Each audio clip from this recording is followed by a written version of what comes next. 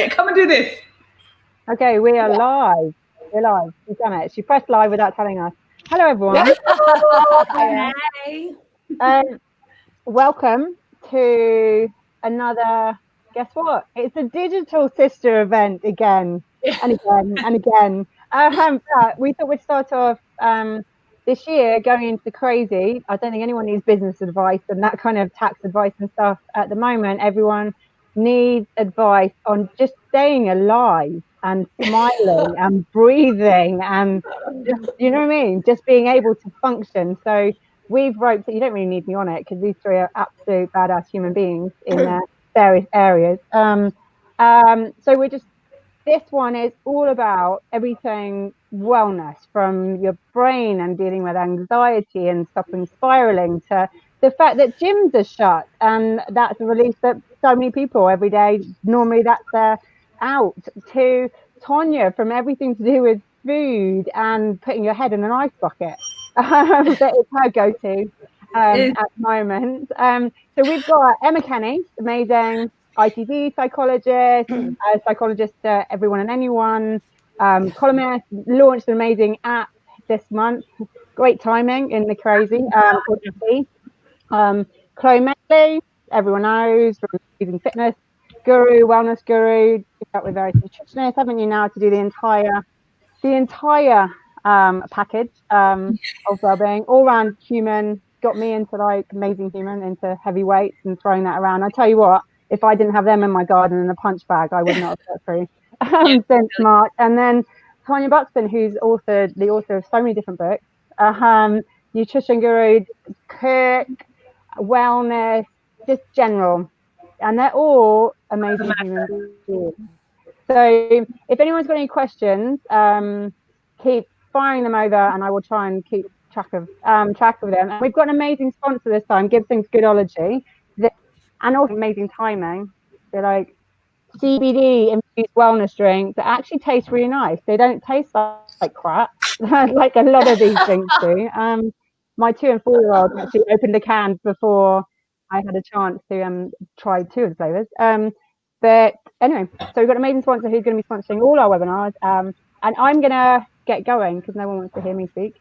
But firstly, we'll do just sort of Emma, the crazy that is. And like yesterday was Blue Monday, and this is meant to be the most depressing week of the year anyway, in normal times. And I've noticed a real dark place of everyone around me, and I've struggled. And normally I'm the ultimate optimist, and you know, I can get out of my black holes really easily. And this week, not gonna lie, been a struggle.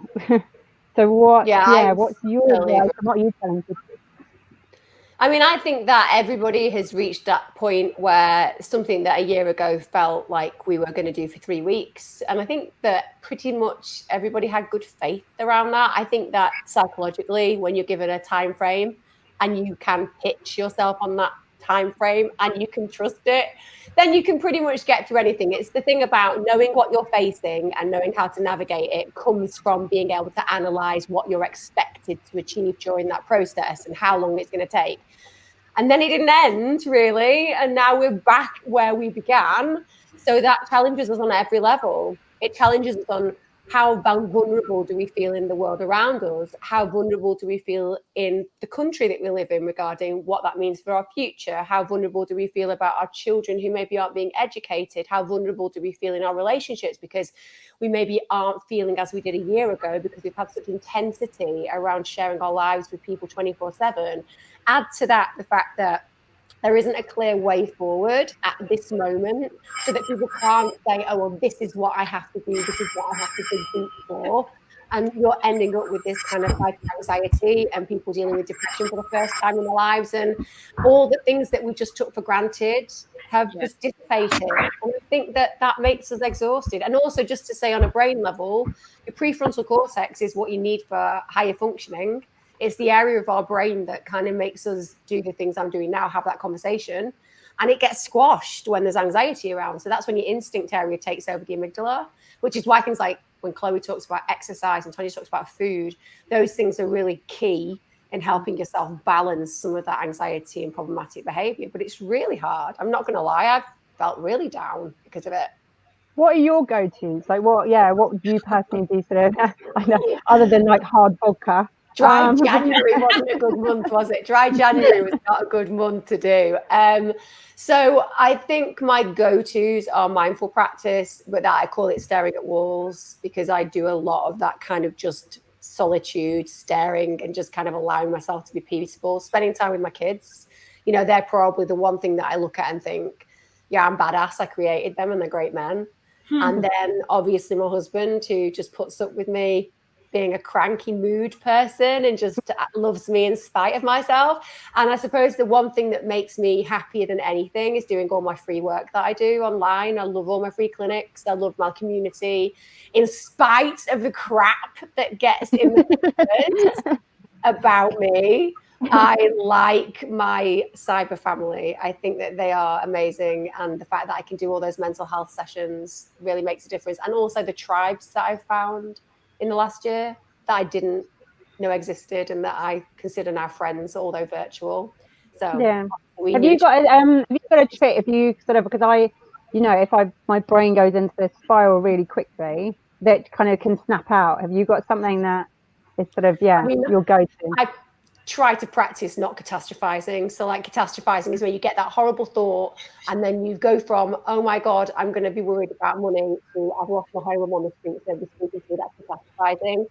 I realized that it's really helpful to have those kind of mindsets. So instead of allowing it to cycle, I'll use distraction techniques. A distraction technique might be just picking this up and going, oh, what shape is this? And how many different words can I figure out beginning with G? And even though that seems really childish to some degree, it's really effective. It breaks the cognition. And then the other thing is disputation. So when I'm telling myself that my company is going to fail, I have something that kicks in and goes, well, firstly, that would be all right. It makes you brave. And nothing good ever comes from the good times. It's always pain. And on top of that, the chances are it probably won't, because you've worked really hard and, you'll figure it out on the way. So I'll dispute those kind of things. I'll argue with myself. They're really important. And then exercise is really key as well. And that's something that I've noticed this lockdown, as opposed to getting hard into. I've kind of stopped myself as much. And I know I need to get back into that, because that's certainly a missing link for me. And I think I own my own stuff, so I don't trend to be perfect, and I don't pretend that I'm doing everything that I think is a good idea. I think what makes me human as a practitioner is it's really hard, and sometimes you need somebody like Chloe to look at her and be like, I want her body. And that work, doesn't it? I want that honestly. Have it unless I do it. So that's something that kind of motivates me. Doing things like this, Emma, helps as well, Speaking to other women in similar situations, trying the best, even in a time when it's really, really challenging. Well, Chloe, what do you, other than fitness, on a mental side, what, because you do write, you do a lot of online programs, but your go-to is very offline, and that's always been your escape. What do you do? Like, what are your sort of mental go-tos? It's really interesting. I'm so lucky in that I have a small one bed flat in London, which I'm very proud of because I own it and it's mine. But I'm very lucky in that James, my husband, has a 4-bed house in Northamptonshire with a garden, and we're just surrounded by grounds. And in the garage, because he was an athlete, we basically converted the garage to a teeny tiny, not particularly good, but functioning gym space. And essentially, it's imperative to me that the first thing I do when I get up in the morning is I go and train, because everybody's different and I have different clients. That some people really hate training in the morning and they have to do it in the evening. But for me, and generally speaking, I tend to find that starting out your day with an immediate goal and achieving that goal before breakfast has even happened, it already puts you in a really good mental and physiological standpoint for the rest of the day. You feel like you made an effort, you feel like you achieved something. And studies have shown as well that if you feel like that kind of earlier in the day, you're more likely to make the right decisions going forward. You get a sense of kind of self-belief and momentum behind you.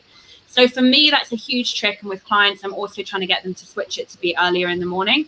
And it is hard. If you don't have a gym space at the moment, a lot of people hate training at home. There's no focus. You get distracted. You've got kids. The doorbell rings.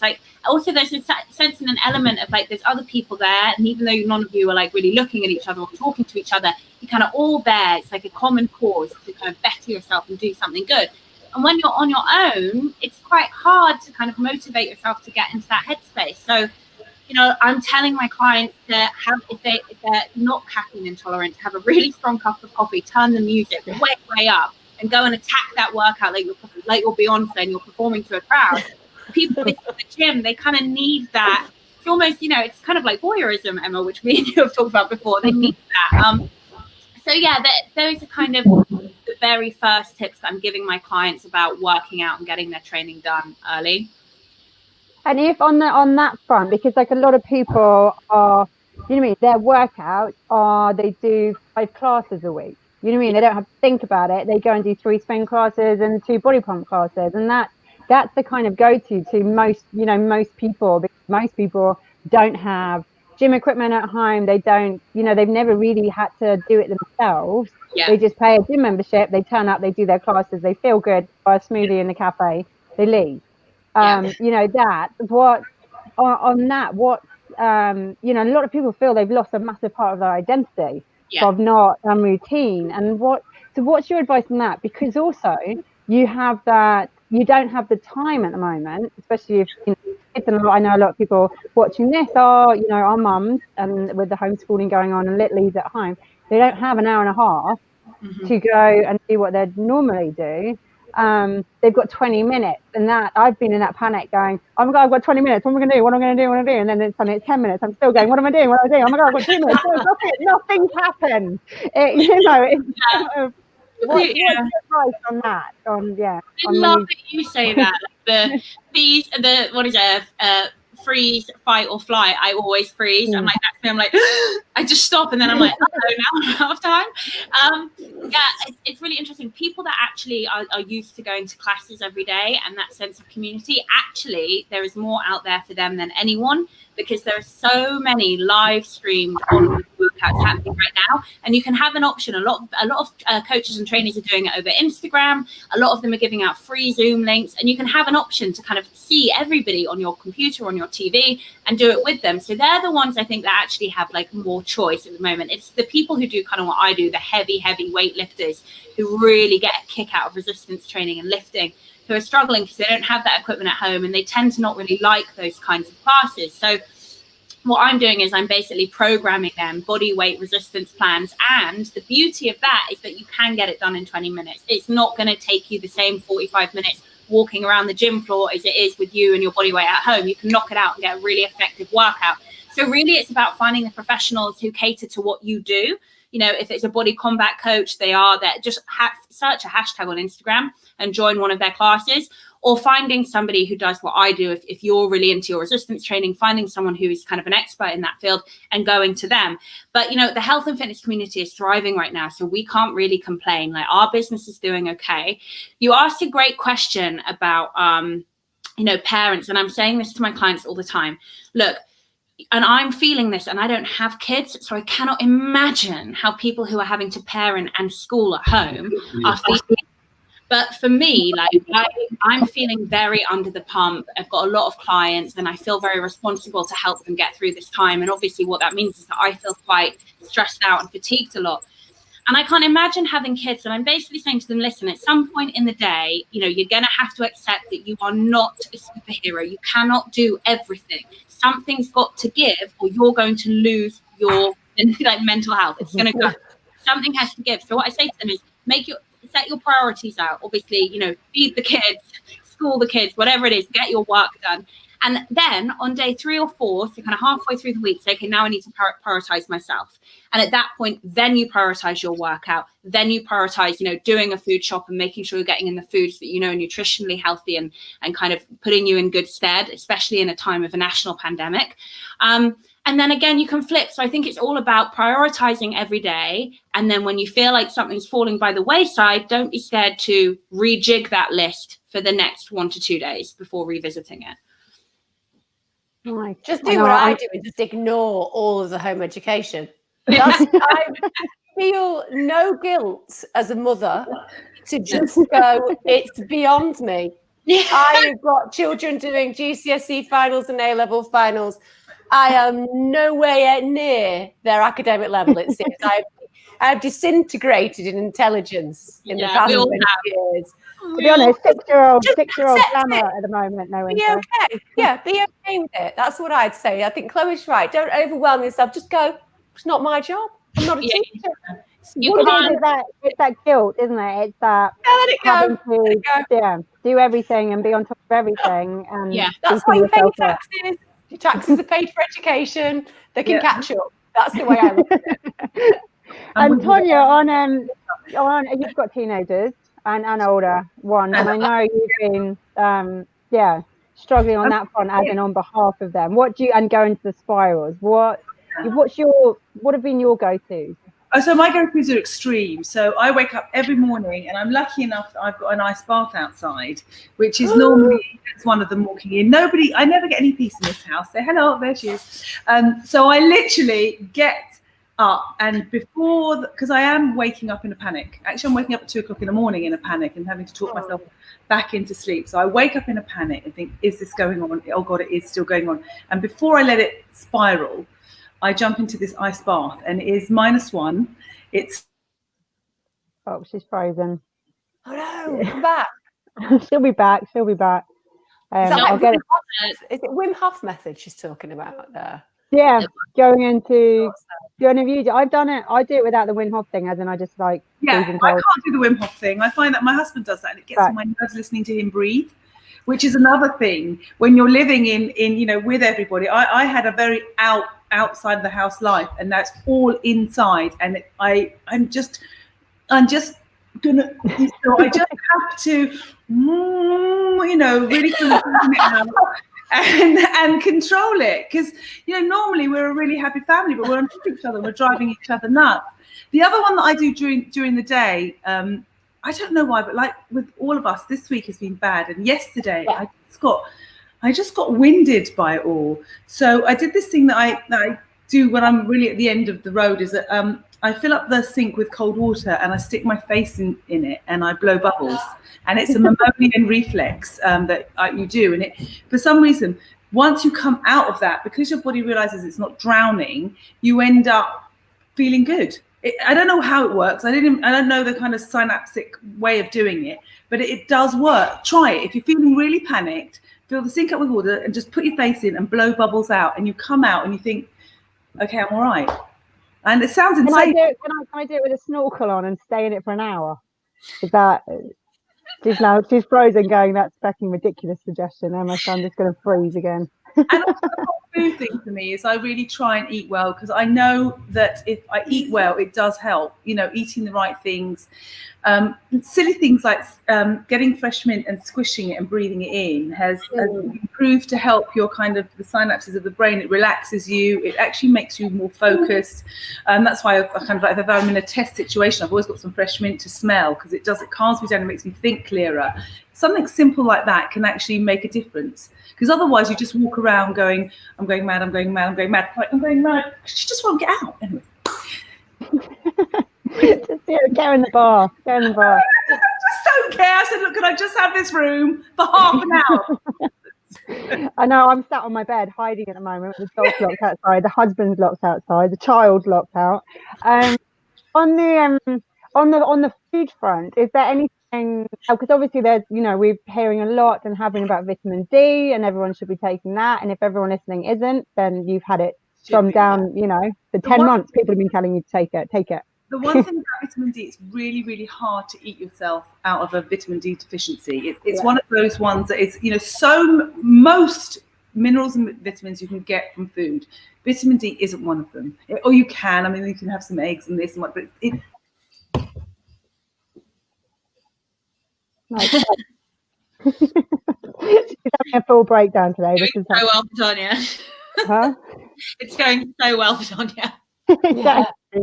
What it's too much sunlight's important. Sunlight's the most integral thing, and vitamin D is required. Like if you've got a squirrel, I ironically have a rescue squirrel, they can't live without getting an hour's sunlight a day. So it's that integral to mental health, and we've locked people up for a very long time. So the very thing that makes you healthy mentally has been denied you, and we don't talk about that a lot. We open McDonald's, no disrespect, it's fine. I accept that restaurants need to keep going and things like that.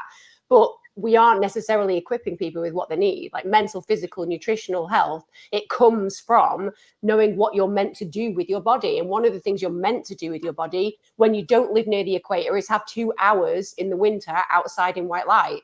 Yet we are not encouraged to do that. So there are some big problems with the behaviors that we've been told to follow, albeit to protect. It doesn't necessarily mean that we're protecting the self on a health level. And I think vitamin D, which is what you said, Emma, and definitely Chloe will mirror that.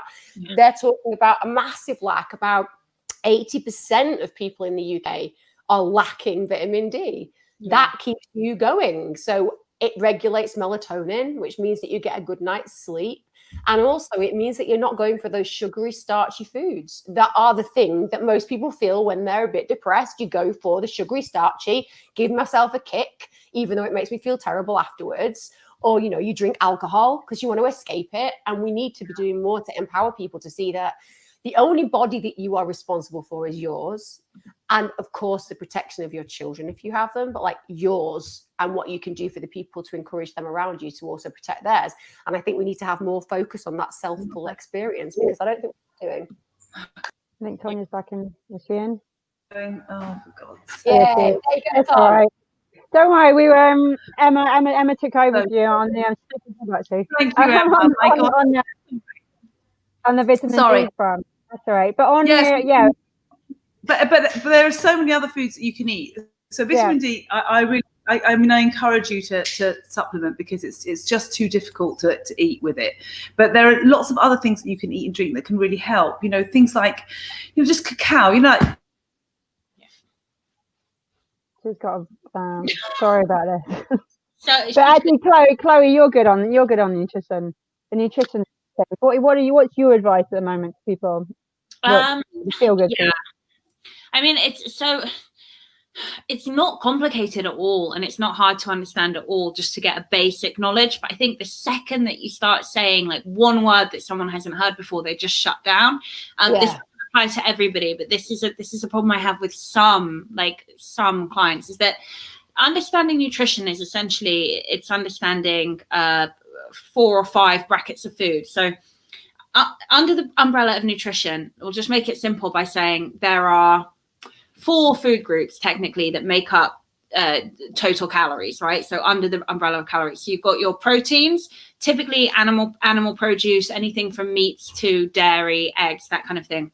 This is essential on like a cellular level. Like protein, essential amino acids are probably the most essential macronutrient of them all. The second one is essential fatty acids, so your fats. These would be things like oils, nuts, seeds, avocados, egg yolk specifically, but just eggs for to make it easy. These are especially important for women in terms of hormonal regulation, anti-inflammatory effects.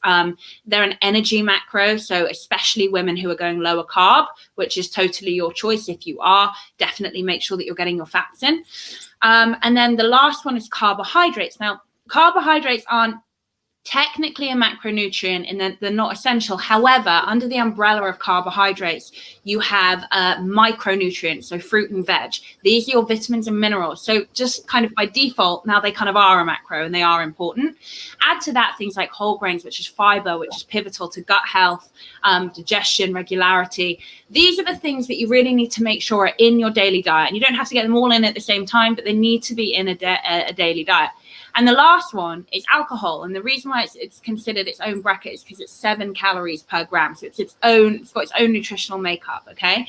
And other than red wine, which is a great source of some nutrients like manganese, for example, there really isn't that much nutritional benefit from drinking. So having like a glass of something a night, if it helps you relax, is one thing. But quite quickly, if you fall over that, you're talking about additional calories that have no nutritional value. And then also your circadian rhythm, your sleep-wake cycle is going to get thrown really off whack. And if you're already anxious, which I am, and you love a drink, which I do, you've probably found by now that if you haven't cut out alcohol yet, you probably already know that you should. Because for me, it got to a point where my sleep was all over the place, my anxiety was all over the place, and I had to implement changes. And the first one that had to go, unfortunately, because I love wine, the first one that had to go was alcohol. And what on your anxiety? Well, Tonia's back in the room. I'll come to you in a minute, Tonia. She's there. On the but while you're talking about anxiety, what's been? Because I know you had it bad, and have you felt it kind of creep back up in the last 9 months? And what do you do to? Yeah, what are your daily go-tos? Because a lot of people are properly, people that would never suffer from anxiety are full on anxious. Yeah. I felt like a bit of a fraud, if I'm going to be honest. And I'm sure everybody on this call could probably say that sentence. Everyone I know could say that sentence right now. I felt like a bit of a fraud. I've kind of really made a name for myself and a career for myself in the world of health and fitness by changing my nutrition and basically just taking care of myself, giving myself structure and drive and working out. And of course, we'll talk about the hormonal and physiological kind of domino effect that happens when you do exercise, which is hugely important for mental health. And also just in terms of how you see yourself and what you think you're capable of. I mean, it's amazing. And I kind of made a name for myself saying I'm not cured. I never said cured because I'm not an idiot. But I say I'm kind of a long way away from where I used to be because of this thing. And in the second lockdown, I basically said, okay, well, I guess I'll just take on more clients and I'll just take on more work because we're home all the time. Oh my God, work levels went up, being able to get outside and get some perspective went down. The anxiety levels climbed. I'm having wine with my husband every night because it's relaxing me and I'm enjoying it. And before I know it, it happened a few weeks ago, it just hit me like a sucker punch, bang, the worst anxiety I've ever had. And it was day in, day out, stopped sleeping, the whole thing. So yeah, I did have to rejig it. So what I did was I first and foremost cut out alcohol. The second thing I did was my husband imparted a rule on me because I love my job, which means I'm now a workaholic, a bit of both. Slip of the tongue. Yeah, same. He basically implemented a rule, and he's basically saying 6:30 every night, phone down, done. Because you'll know if you're working from home, if you have clients, it's like ding, ding, ding, ding, ding, ding, ding, ding, ding, and it's like the stress.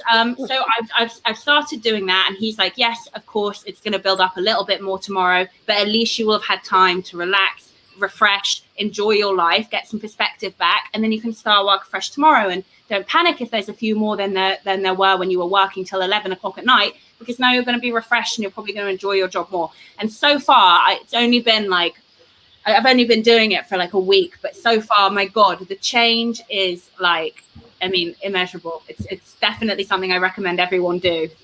And I think switch off the news, not just your phone, switch off the news.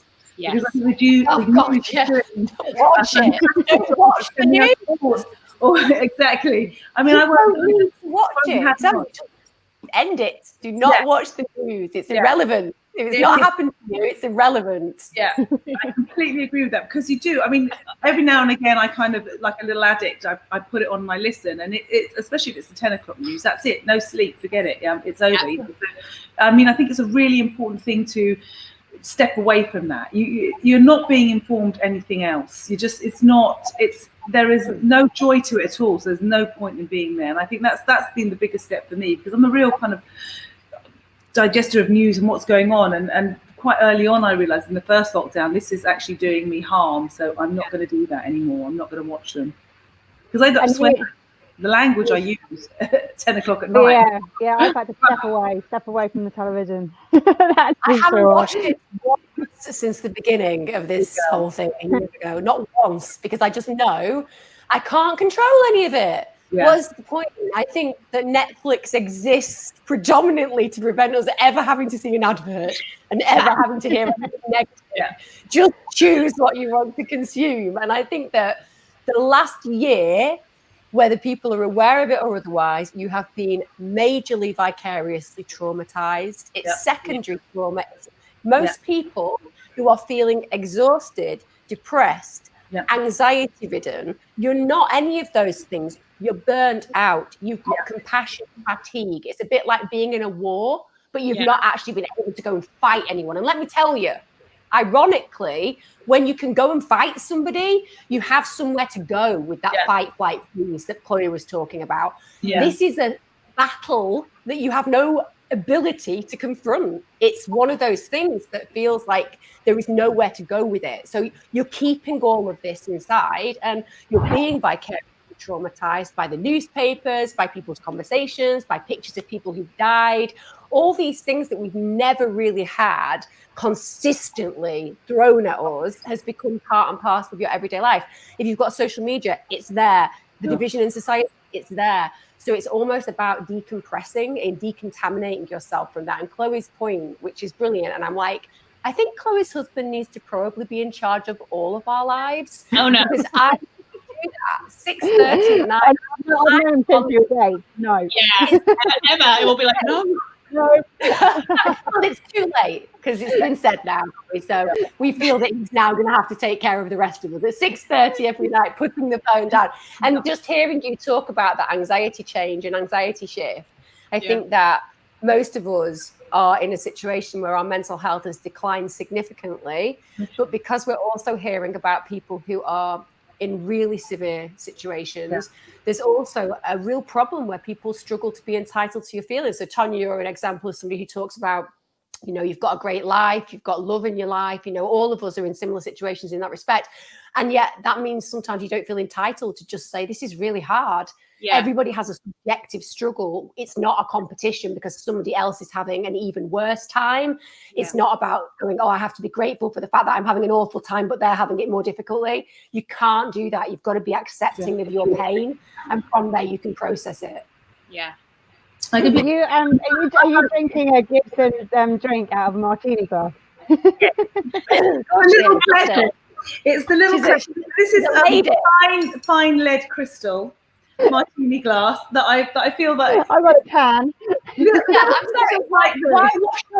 Why add any burden? Mine's going to go straight in there. I'm going to go get mine.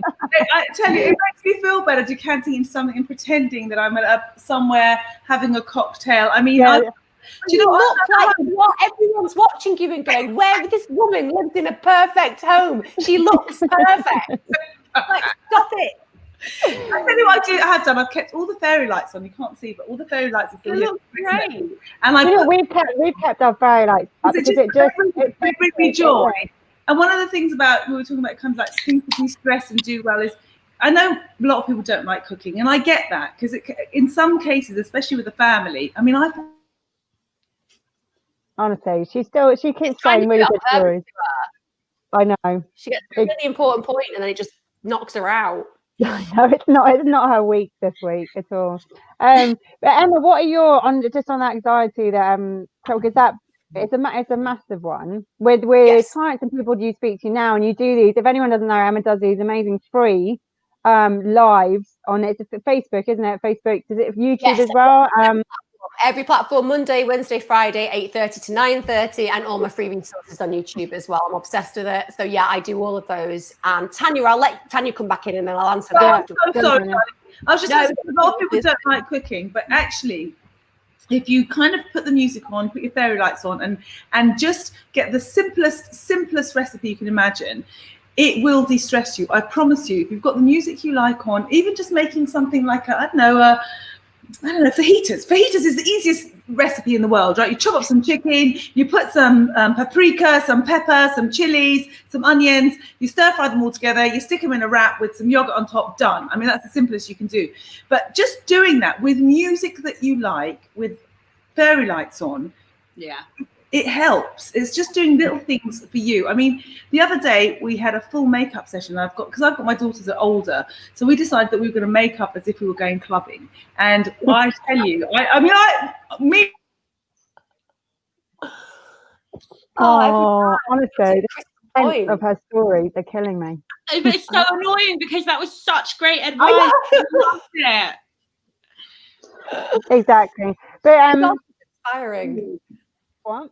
It's why exactly. What's but on the dancing in the kitchen, I was saying the other day, I've got that Jerusalem song on my brain that just goes round and round. And that, even my little girls who are 2 and 4, they call it their song. Play our song, mummy. And it's like we just whip it up in the kitchen or wherever in the car, and you can't not pop to that song, and you can't not feel good, and it's just snapping us out. We're saying that Jerusalem song. Tonia is our dance around the kitchen song that just listen. I've got a daughter who's a musician, so that is, it's her music. Antigone, I've got no shame. Antigoni, Antigone, Spotify, iTunes. She's there. Please, just go and follow her. She's incredible. I follow her. It's so hard for musicians at the moment. Yeah, it is. She's amazing. What else on there before? Well, we've got you before your face freezes again. What on your food? What's your food sort of go-tos that? It's been proved now the best food that you can eat is a coloured diet. Like I think you were saying that earlier, Chloe. It's a. Oh man. While she's frozen, I can fill in this blank. Go. So I have a podcast called The Podcast. Episode 1, we had a dietitian called Sophie Medley, and she's pretty much the closest you're going to get to a gut health expert. They're still really doing so much research on this, so it's hard to find an expert, but she's amazing. Right. Here we go. We've tried something else. I've hotspotted now. Sorry. Sorry. So it's about multicolored diet and, not too much meat, and to buy the best that you can afford, which is hard at the moment. It's really hard for people. But if you can get organic, get organic. If not, get free range. If not, get corn fed, because the better the meat, the less traumatized the animal. It's a long story, but it does make a difference. And the other thing is you don't have to have, meat every day. The Mediterranean diet was twice a week. And then so do things like chickpea stews with lots of colour in them. They're cheap, they're cheerful, and they're really tasty. And what I can do is I can send you loads of recipes, Emma, that you can stick up. Yes. For people that can just tap into. And it's cheap, it's easy. I can't do anything complicated. I can't. I'm a big fraud. I'm a big quantity, feed the masses kind of person. So I can't do anything too difficult. So anything I can cook, you can cook. Have I lost you again? Have you lost me again? No, you're still there. You're still there. Read it all out. It's about the hotspot. All you needed was the hotspot. The thing about spices for everybody.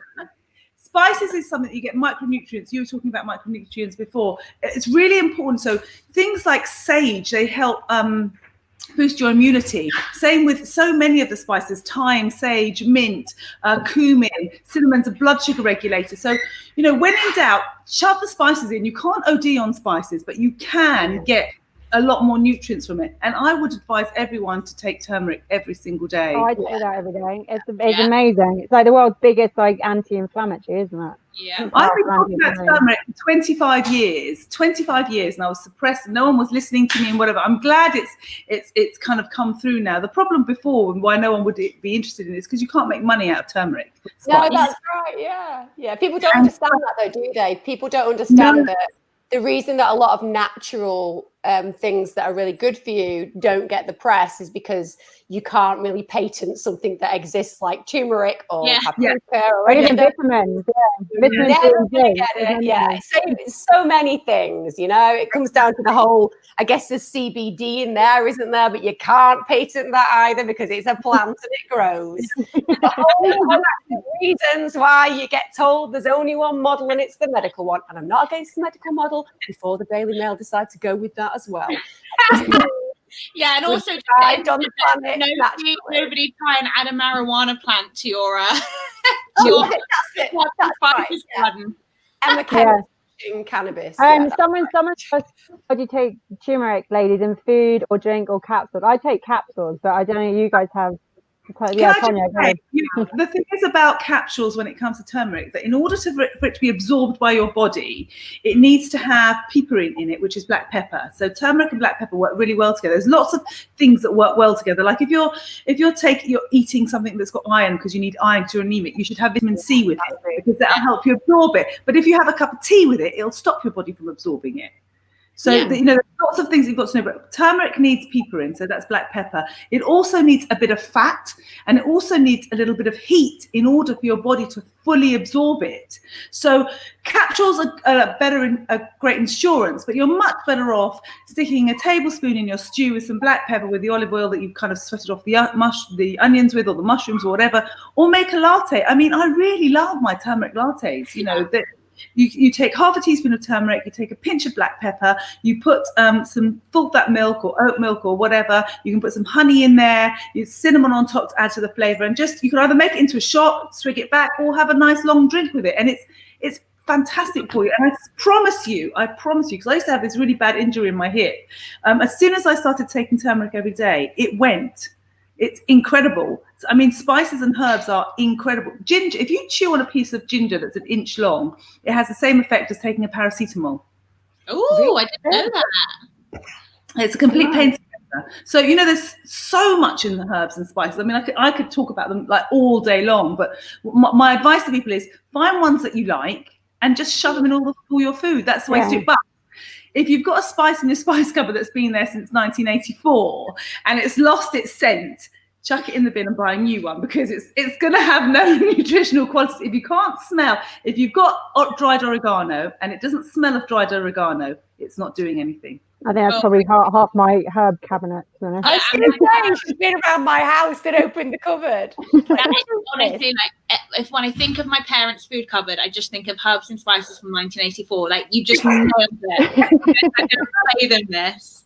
The worst is when people bring you back spices from their holidays. You know, they've gone to Spain and they brought you some paprika or something, and you're like, no, just put that in the bin and go and buy the organic stuff. It's not going to do anything. It's crazy. It is nuts. The way you described that latte, and I just thought that sounds so delicious, and I know I'm going to try and make it, and it's going to taste like shite. But I'm going to give it a go. Just a teaspoon of that and a thing of that, and a splash of olive oil and a bit of honey, and I'm like, oh my god, that sounds so delicious. But I'm going to go for it. Go for it, honestly. You just add things, you make things taste the way you like them. Like, I mean, I never understand. There's a lot of people that don't like coriander. I mean, they've got like a visceral hate of coriander. It's a real thing, aren't they? Isn't there, for coriander? Though? Yeah, I don't understand it because I could have coriander in everything. Coriander is another blood sugar regulator. It's got so many antioxidants in it, and it's one of these that I just put into everything because it tastes amazing and I love it.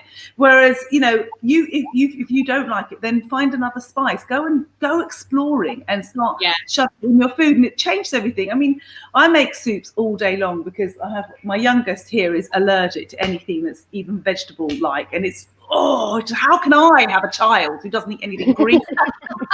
It was God's punishment, or the universe's punishment, because I was such a smug mother going, well, if your child doesn't eat it, it's because you're not parenting properly, isn't it?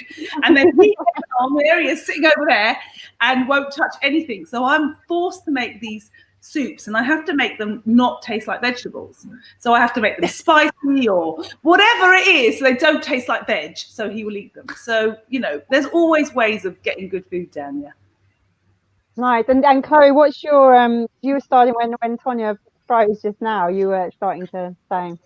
Oh yeah, I was just saying the reason, just a really good thing to remember, because I think people, and again, this is like a minority of my clients, but you still get the odd client, and I'm like, how are you even here with me if this is like your response to some of the things I say? Who'll be like, I know that people say that I should get a varied, fruit and veg intake throughout the course of the day, and I should have a colourful plate, but I just don't like any fruit or veg. And I'm like, you're like a 40-year-old woman. Like, come on, let's find a way. Let's figure this out. But it's really interesting because I was talking to Sophie Medley, and she's a dietitian. She's fantastic. She's on social media, so everyone follow her. And I said to her, like,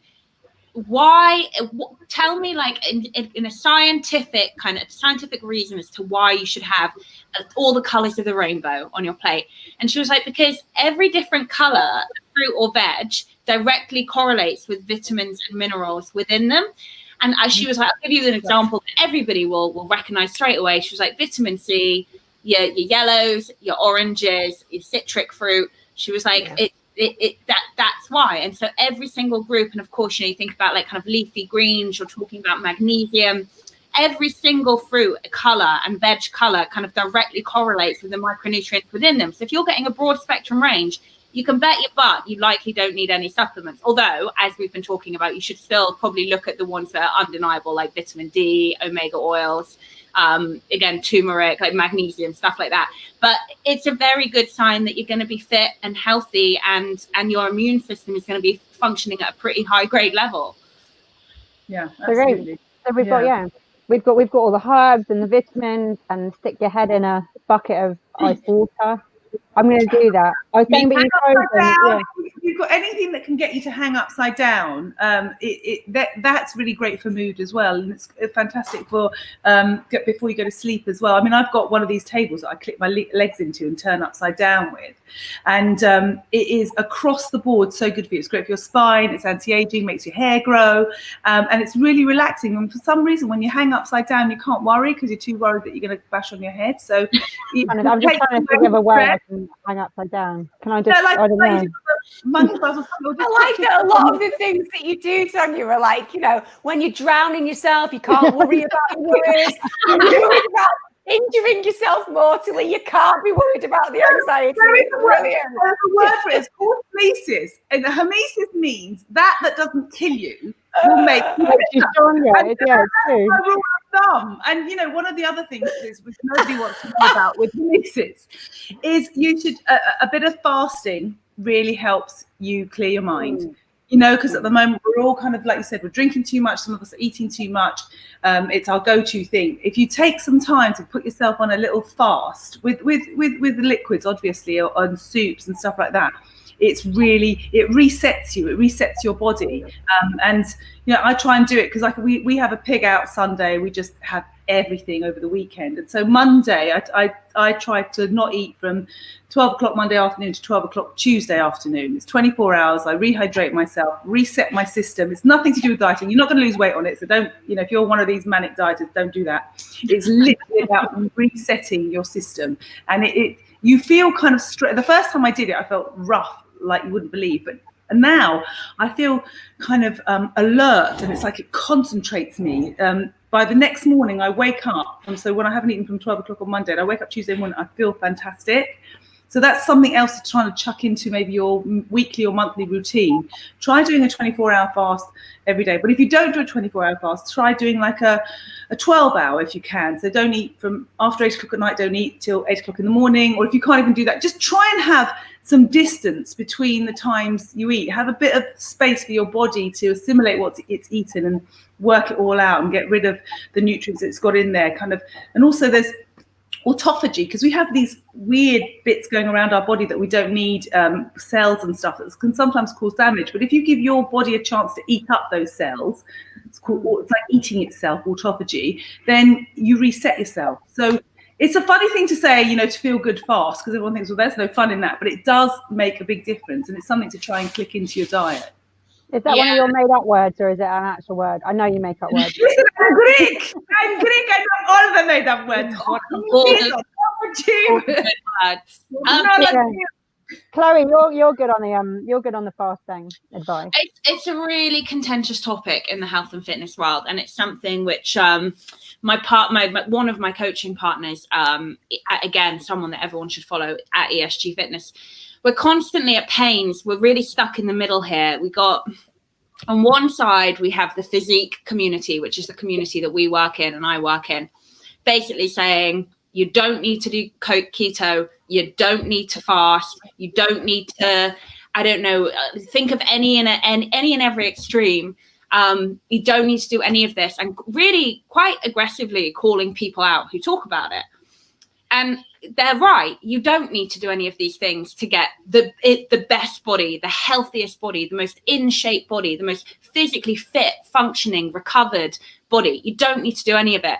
But there's also another side, or there isn't physique science. It's what we would kind of term the longevity community, who are now talking about things like ketosis and exogenous ketones and endogenous ketones, fasting, autophagy, exactly what Tonia just touched on, which is essentially, think of it as kind of like a spring cleaning of the dangerous cells in your body. And this is a very different community. And this community are going to talk about ketosis, and they're going like in terms of epilepsy, metastatic cancer, longevity of life, disease prevention. They're going to talk about it in a very different context. So now we have the physique science community saying this is all a load of crap. Nobody listened to it. And in the community, that's contextual, but it's not overall contextual. Because if somebody came to me and said to me, listen, like I'm epileptic and I'm having 50 seizures a day, I would say go see a dietitian or a doctor or whatever and talk to them about being on a ketogenic diet. So it's complicated, and we've got two very, very extreme sides of the extreme. And look, exactly what I said, full circle. Nobody needs to do anything like that, but there are certain people out there who would hugely benefit from doing the extreme things. I come from quite an unusual stance because I'm double your age, so you look younger than me. How has this happened? And I used to be a competitive bodybuilder. So in 1997, I was with Southeast Britain. Wow. And so I did the whole bodybuilding scene and did everything to kind of get to this goal of being a bodybuilder. And I can honestly say it was a struggle, but I'm not sure I was at my healthiest trying to get a body. No. Whereas now all I give a damn about, I nearly said shit. Well, I said shit anyway. Is I just want to live well and be full of life till the day I die. That's all I'm interested in now. And I quite like to look good while I'm doing that. You know, that's the thing. Well, and so, and so I for me, it's like the whole longevity thing is what it's about. It's about the blue zones, the way they live in the blue zones, you know, in these areas of the world where they live really long time. But it's not just about living a long time. They live happy a long time. Because I don't want to live a long time and not be happy. What's the point? I'd rather die tomorrow if I'm going to be miserable. I totally agree with you. And I will say this. I think the bodybuilding world back then is what we now term as bro science. So it's a lot of like chicken, broccoli, fish, egg. Right? And it's nothing like that now. At least the good coaches in the field are very science evidence based, as in like have an actual real scientific base of knowledge, as in you don't have to eat green beans if you don't like them. Relax. So that's one thing. And also we're much more focused on performance and recovery. And again, the bodybuilding world of old was really not focused on the recovery of the body, which means a lot of bodybuilding at that time ended up having really bad injuries kind of for the rest of it's very different now, but there's still on social media, nobody really wants to listen on social media now unless you're talking in extremes. And that is what that's doing, is it's drowning out context. And this is where we're running into some really big problems in our field. So I agree. And I think generally with everything now, we're drowning out context, aren't we? But no, it is context because it's as a whole, but you can say it on a lot of people look at the way to deal with anxiety of like mindfulness and meditating and go, oh my God, that's like, how am I meant to do that? How am I meant to switch off my brain? That just sounds extreme. How am I meant to get up at 5 a.m. and practice yoga? You know what I mean? It's all, there are extremes. And if you look at well-being as a whole, you often see on social media the extremes and think, oh, there's no way I can look like that. There's no way I can get up and do that. There's no way I can, so you go, fuck it, I'm not doing it. And that's what's nice, you three now is actually giving the tips and advice that people can relate to and can actually do and go, that doesn't sound scary. That doesn't sound, like sticking your head in a bucket of ice. That's not scary. Taking vitamin D, putting turmeric in your latte, that's not scary because you're not telling me to cut out my caffeine because then it would never happen. It's sort of in context. I want to spend a weekend at Tonia's. That's what I want to do. I want to go to Tonia's for a weekend, then go and see Chloe as well, and just like feel. I think if you bring it back down to basics, one of the things that we've got lost with is that we're human animals. Like I really have a problem with the way that we complexify everything in the world out there now. Yeah. The truth is, like Chloe's saying, and Tonia's saying, and you'd say because you're an endurance athlete. The reality of wealth and health, as far as being personally well adjusted, is to do a lot of the things that we've been told not to do in our lives. So we're told to live in a box. We're told to drive in a box. We're told to work in a box. We die in a box. We're not really told that what makes you healthy and happy is community. Yeah. It's about being authentic with your feelings and being fearless in the way that you express yourself. It's the way that putting things in your body that ideally haven't been over processed and have millions of additives in, because if there's loads of ingredients on a packet, it's probably not great to eat it. Try to bring it back down to the basics. Going outside is just as mindful and taking a walk without your phone, looking up at nature, as it is sitting down and doing a 30-minute yoga session. Yeah. You don't have to middle class the hell out of being human. Actually, for me, I'm not saying you guys are, by the way, quite the contrary. I'm saying that's quite a bit, darling, health and fitness and all of those things, it's been made into this almost weaponized stance of, this is how you're meant to look, this is what you're going to do, this is how you achieve it. Well, I can tell you that I've taught people mindful practice who benefited not at all, but I've told them to go out on a 1 hour walk with their family side by side and work out some of their shit, and they felt great. And the same with what you put in your body. You know, you get over complex and then it becomes something I can't sustain. But actually, an apple is an apple. And I'm not a meat eater, but, you know, if you eat steak, you know that where the steaks come from because you've got it on the packet, you can cook that with an egg and you're pretty much guaranteed that they're the two ingredients. I think that we've really, really complexed an area that when you bring it back to human, even fasting, I thought that was really interesting to listen to, because fasting was what humans did constantly. We were foragers. We weren't at the top of the food chain. We were worried about getting eaten by stuff. It meant that we were kind of very good at walking around and getting our fruit and veg and getting our nuts and then figuring out what nature told us. I always think about nuts, for example. You know, you get your bowl of them at Christmas. The ones that are hard to really get into, they're the ones you're going to have very few of. You know, the walnuts, have more of those because they're easy to get into. You know, nature gives you her tricks. Listen. We don't listen. So we go, I'm really anxious. What should I do? Probably not go out or see anybody. Like, it's the opposite. Listen to your emotions as prompts. What am I being taught? I'm depressed. Right. I need to motivate myself to go and do things that feel awkward because they're making me feel like it would move me through that. And don't get me wrong. No one chooses depression. Some people will need medical intervention. But if you're feeling frustrated, you're being taught to be soothed. When you're feeling scared, you're being told, be brave. You have to be brave now. You're feeling really scared. I feel perpetually scared at the moment. I think Emma, Tonia, Chloe, you'll all resonate. When you have different perspectives and you're trying to think about bigger impacts, you say things that you know people won't like, and you have to go through that, because the worst place mentally to be is to not be in your truth. And I think that you can't be physically fit, you can't be emotionally fit, you certainly can't be nutritionally fit unless you're authentically in your truth. So I think that bringing it back to basics is something that can really help with mental wellness too. No, just quickly, because a few people have mentioned, and it's been mentioned in a couple of WhatsApp groups actually this week, and a few people have mentioned it in the chat on the side here about sleep. At the moment, I'm finding it waking up at like 2 a.m. wide awake, and I'm normally sleep all the way through, and I can't go back to sleep till 4, and I'm having crazy dreams. Normally these are like full on crazy dreams. And that, what's your advice on that? And food wise, it is the kind of things that we all know. So it's lavender teas, it's chamomile teas, it's soothing, oat milk, turmeric again will work with easing you.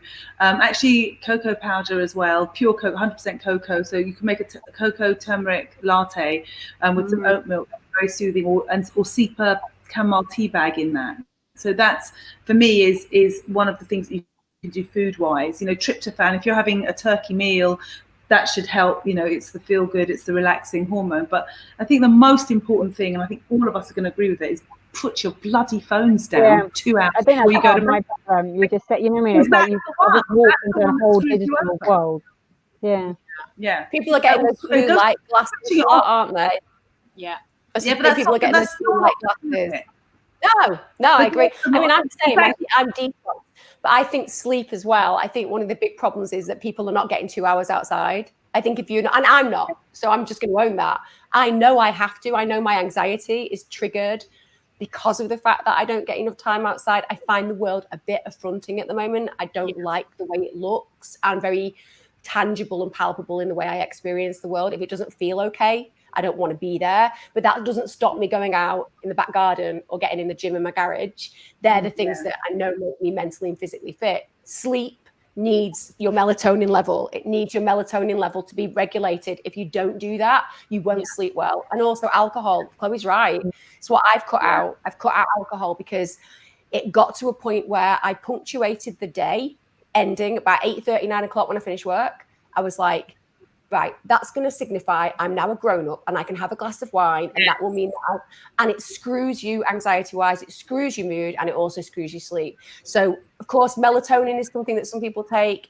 If you've got a really severe issue, and you're not getting anywhere with food, exercise, and what I'm saying about getting yourself outside, it is worth speaking to a healthcare practitioner, because sometimes there can be issues that need to be explored with a sleep interruption pattern. And even though I'm not into the medicate route, I'm more the meditate route, you can get things like Zopiclone, which will get you into a kind of a habit if they prescribe some. So I'm not saying you can't do the medical way.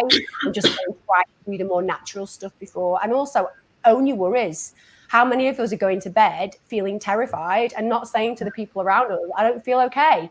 I feel like there is an internalization at the moment of mental health issues where we feel like it's not okay to say, I'm really struggling. Like we are. So it feels scary. We've got kids who are scared.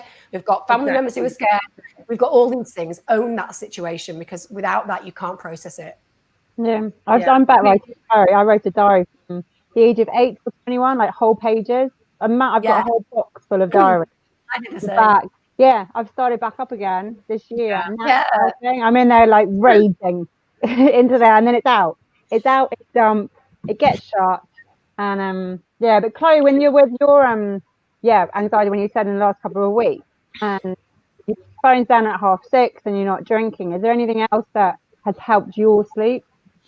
Yeah, I mean, I think a few things to note is that when you're in a state of happy, healthy homeostasis, essentially what that means is, I mean, everything, but we'll just talk about hormones for a second. Your level and everything's balanced and everything is working in kind of correlation to each other. So if you feel like you're getting more and more stressed, then your cortisol is starting to rise. And cortisol is not a bad hormone. It's demonized. It's a good hormone. It's a necessary hormone. It's a stress hormone.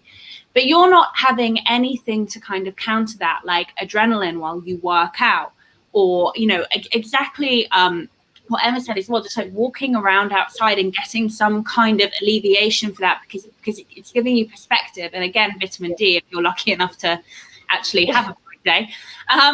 It's basically you start by implementing little tips and tricks like this. You start to balance out your hormones, and you start to kind of try and reprogram yourself into a good space for your homeostasis. And the same can be said exactly for melatonin and cortisol. So as the day gets darker and as it gets later, what's meant to happen in the human brain is melatonin is meant to start kicking in, telling you, okay, it's time to go to bed now.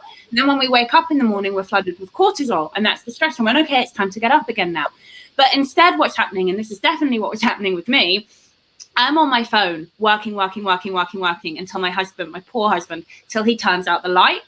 So that natural ease of, okay, it's time to switch off wasn't happening. So I was constantly in a state of high stress, which what happens? I don't sleep well because my body's understanding of the circadian rhythm, which is its body clock, is thrown way off whack.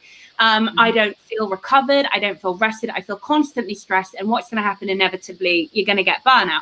And then I was compounding this and making it worse by exactly, again, having that like drink of wine, being like, that's the end of the day. And that obviously is going to really start to implement your sleep-wake cycle. And you're going to have both your REM sleep and your deep wave sleep are going to get thrown off whack. So instead, now what I do to signify the end of the day, exactly what I've been saying, is I just put my phone down and I turn it off. And that gives me, if I do that like 6:30, that gives me a 4-hour window for my body to start to naturally tell itself it's time to sleep. I sleep better, I wake up better, I'm more hormonally balanced. Like these, you have to take a step back and look at your day and be like, okay, where am I basically telling my body clock that it's not time to rest and unwind? And then everything you can do en route, do it. Yeah. Oh, well, do you know what? We're gonna bring it to a close, because otherwise we could talk for hours and hours and hours. Just to leave, just each of you, just one tip, one trick now that you want to tell someone to go away, to take away from now. Chloe, go. Okay, I'll go. Set your alarm every morning for like a good early time. I don't mean like 5 a.m., but like a good early time, like a 6:30, 7:30 in bracket. And you don't have to go and kill yourself doing a workout. It's not necessary. If you're of that type and that's what you want to do, go for it. But just go outside and do a half-hour walk with your morning coffee, listen to a podcast, listen to the birds, whatever it is. Get outside, stretch your legs, be in nature if you can. I know that's not applicable to everyone, but if you can, and get yourself a fresh dose of perspective, some steps under your belt, which is so important just for general health and fitness and even digestion, everything, or smash a workout, whatever. and then start your day. And yeah, don't be scared to have some you time. Cool. Emma? I would say use your emotions as prompts. I don't think we do that very effectively in the Western world. We're told if it feels bad, avoid it, and you shouldn't. Every single emotion has meaning and purpose. If you feel a negative feeling, it's not so you can go and drink to avoid it, or eat to avoid it, or shout to avoid it. It's about listen to it and counter it. So the only time you would stay in a feeling is if you're happy. That's telling you this is cool, let's stay here. Everything else is telling you to do something counter. So like I said, if you listening to this now and feeling anxious, you're being taught seek calm. So go and do something like Chloe said. Or if you're feeling angry, it's not teaching you to shout. It's saying you need to really relax and walk away from this and really think about what's beneath that shadow emotion of anger. What is it that lurks beneath it, like sadness, humiliation, fear, and like counter it with those kind of prompts, because that makes a massive difference to your mental health and wellness. Yeah. Cool. And Tonia? Okay, so I've got two. The first one is what I do. So think about cooking something from scratch, because just the process of cooking something for people that you love and for yourself will make you feel better. And cooking from scratch is going to make, even if you're making, I don't know, a dirty burger with slaw and cheese and whatever else it's got in it, cook it from scratch, go and get the mincemeat, make your own burger, do it from scratch, and it will still be better for you than any of the takeouts that you're buying in. And the other thing I do when I really am feeling like I'm going mad, I put my underwear on, I go into my bedroom, I put mad music on and dance like no one's looking. Yeah. Amazing. I know. Let's Okay, just yeah, do we'll do that. We'll do a live rave. Just a rave. Me and Chloe can be there with cards, like seeing what the score is. Yeah, and I've just noticed, and actually, it's a final comment that everyone's been leaving great comments. Final comment from my mum, who's left a comment. Her advice is leave your phone and your husband outside the bedroom. I think you know what, that is a good one to end today's webinar. And can I just final shout out to lovely Gibson Goodoolgy. In the comments, there's a 25% discount code, so you can find that Facebook and YouTube. You can see that to get jasmine tea and rhubarb. They do generally. I've got the shisho tea and blueberry one. Oh, it's so good. Yeah, they taste great. But thank you guys. That was awesome. So go out there. Bye. Take care. Thank you. Loads for you guys. Bye.